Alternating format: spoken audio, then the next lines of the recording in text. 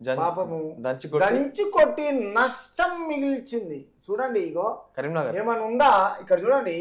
ఈ చేను మొత్తం పొట్టకొచ్చిన చేను రైతులు పాపం వాళ్ళకు నష్టపరిహారం ఈ మధ్యనే ఏదో కష్టపడి ఈ చేను లేసేసి రేపు అది పొట్టకొచ్చి మళ్ళా ఒడ్లు మనకు ధాన్యం రైస్ మిల్లకు రాకముందుకే వీళ్ళకి ఈ అన్యాయం జరిగింది. సైదాపూర్ భారీ వర్షాలకు నీట మునిగిన వరి పైరు మొత్తం పోయింది. ఇంకేముంచింది, దంచి కొట్టింది, నష్టం మొత్తం మిగిలిచింది. లాస్ట్కి వస్తే గత 3 రోజులుగా జిల్లాలో కురుస్తున్న వర్షాలకు ఇబ్బందులు పడుతున్నారు.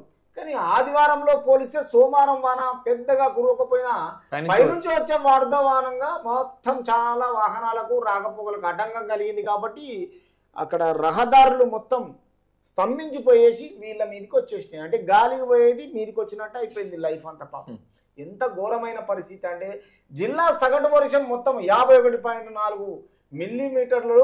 కరీంనగర్ కలెక్టరేట్ న్యూస్ టుడే జిల్లాలో ఆదివారం నుంచి సోమవారం ఉదయం 8:30 నుంచి కురిసిన సగటు వర్షపాతం ఇది. అంటే ఈ పర్సంటేజ్లో ఈ వర్షం కురిసింది. ఇక్కడ చూడండి, ఇది గంగాధర నాగిరెడ్డి పూర్ల తగిన వంతెన. ఇక్కడ ఏ వంతెన ఉంచలే, టీఆర్ఎస్ కట్టిన వంతెనలు నాశనం అయిపోయింది. అంతే గట్టిగా లేవుగా. ఉద్భుతంగా కొత్తపల్లి చెరువు చూడండి ఎట్లుంది, మత్తడి. తర్వాత విద్యుత్ సంస్థకు నష్టం 18 లక్షలు అక్కడ.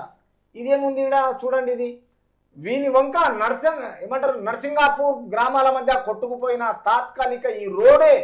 ఆ రోడ్డు పక్కకి ఏదో కడుతున్నారు. ఇక్కడ సబ్ స్టేషన్ ఉన్నది, ఇక్కడ వరి ఉన్నది. కాబట్టి దీన్ని కొట్టుకోపోయిన ఈ తాత్కాలిక ఈ రోడ్లు ఇప్పుడు అంటే టిఆర్ఎస్ ప్రభుత్వంలో కట్టినవి కూడా చక్కగా లేవు అని చెప్పడానికి దేవుడు జన చూపించడానికి వర్షం వచ్చింది అన్నట్టు. సుశీల కరెక్ట్ చెప్పవుతుంది. అందుకే కావచ్చు అంట. ఎందుకంటే నిజం మంచి మాట చెప్పినావు నరేష్. ఎందుకంటే చేసిందే తప్పుడు పనులు.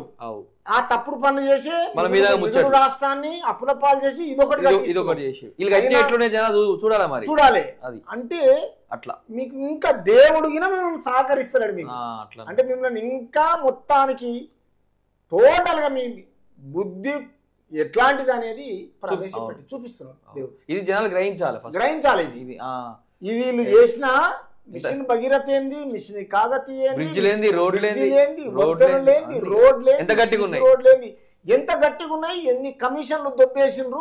ఇలా తెలంగాణ రాష్ట్ర ప్రజల ఉసురు ముడుతుంది తప్పకుండా. ఇది జరగవలసిందే. అట్లా అంటే చూద్దాం, పైన ఒకరు ఉన్నాడు చూస్తున్నాడు. ఇంకా చూడండి ఇది ఎక్కడెక్కడ మామిడాలపల్లి కరీంనగర్ దగ్గర వెళ్ళే రహదారికి గండిది. మళ్ళీ ఇది ఎక్కడ రామాడుగు మూతవాగుపై దెబ్బతిన్న పాత వంతెన చూడండి. ఈ వంతెనలు చూడండి. ఇది ఎక్కడ కొత్త వంతెనపై నుంచి వెళ్లేందుకు రహదారుల అవస్థలు చూడండి. బండి ఇక్కడ నుంచి ఇక్కడ మొత్తం కూలిపోయింది. ఎన్ని బండ్లు ఎంతమంది దించాలి, ఎట్లా తీసుకుపోవాలి ఈ రహదారి మొత్తం పోయినాక. ఇక వ్యాన్నే పెట్టాలి, సభవాడ ఇంటికి పోవాలి. తూర్పు తిరిగి దండం పెట్టాలి. ఇక దండం పెట్టేసి ఇంటికాడ పోయినాక డాడీ బండి ఏదంటే లేదురా అన్నే పెట్టేసిన ఇట్లా ఉంటుంది. అంటే అది పని.